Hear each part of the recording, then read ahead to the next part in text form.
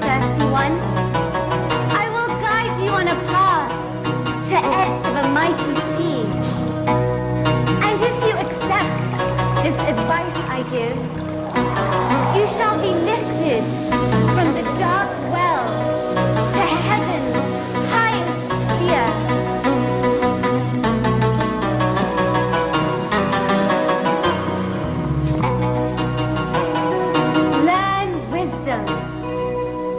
Take me as your teacher. Become a jeweled sword, and I shall be your whetstone. Nasir, you have now traveled so far and wide. You have made conversions of thousands, hundreds of thousands of people. Entire regions have accepted the faith because they have been waiting for a spiritual awakening. Yes, but Abu, do you not see the anger, the hostility and the rage with which these political authorities are behaving towards our faith? They have already killed so many missionaries. I am afraid for my life. And yours, Abu. And mine, Aga? We have always been protected. He will look after us. See, our belief and conviction is in the presence of a living guide who will teach us the Quran according to the time. But there are people who are unwilling to accept this, you see. Although we've not abandoned the fundamental principles of Tawheed, unity of God, Allah's will that created us, all we have done is emphasize the importance of the relationship between the spiritual and material world. Yes, indeed. Our faith encourages the use of the intellect. It does not suggest the following of dogma without searching for the spiritual upliftment. Yes, you see, even in the Quran it says, to God belongs this unseen of the heavens and the earth. Which really means that he who has more hidden knowledge is closer to God. But this interpretation is putting us in danger, especially amongst the scholars. Anyone who is spiritually hungry is accepting the faith, because it is appeasing that hunger.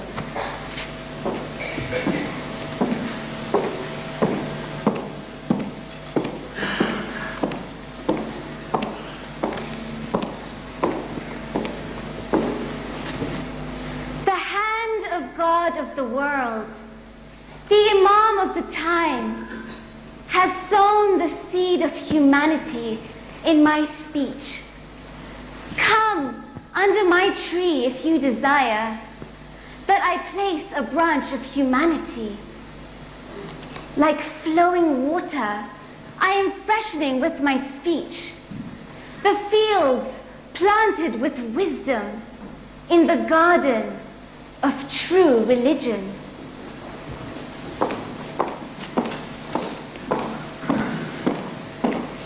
Nasir Khusraw was correct in his perception that his enemies would persecute him because of his teachings. He would refute some claims of the Zahiri interpretations of Quranic verses, and this earned him their anger. He was furious at the teachings of the clerics that gave an explanation of the day of judgment, of an angry God, and bringing in fear of hellfire. He felt that God was loving and forgiving. Nasir is unable to comprehend why there was such intense opposition of his views, as they were so clear to him, and he struggled to make sense of it.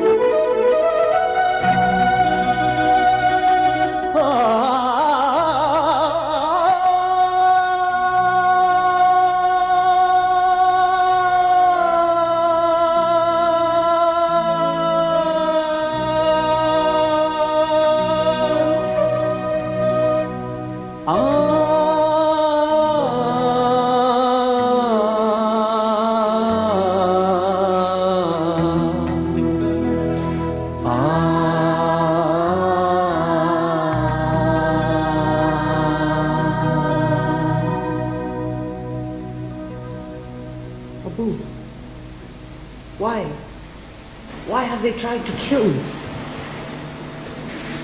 What madness is this? That they are frightened, even of my name? I have never ruined the reputation of anybody.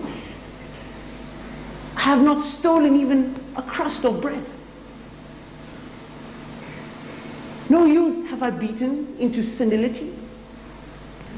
Why then do young and old turn on me in enmity?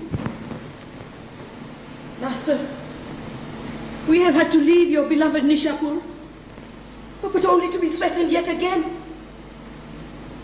Now, we must rest right here, in Balkh. No, we cannot.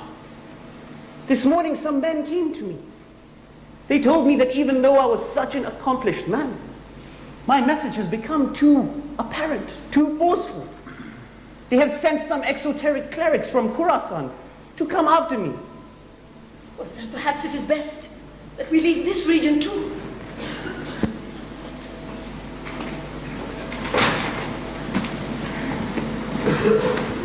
They settled in Balkh for a while and preached allegiance to Imam Mustansir Billah.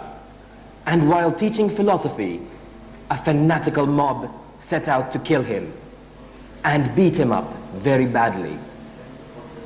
Now a time was approaching when a great change was to occur. Nasir had to find refuge eastward in a place called Yumgan, in the court of an Ismaili prince in the mountainous region of Badakhshan.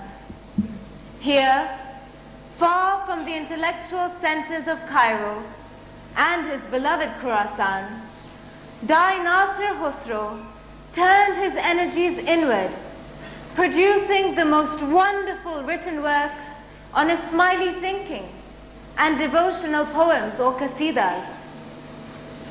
Once in exile, Nasir's poems move from the beauty and appreciation of the external world to despair and bitterness about his exile and his intellectual solitude.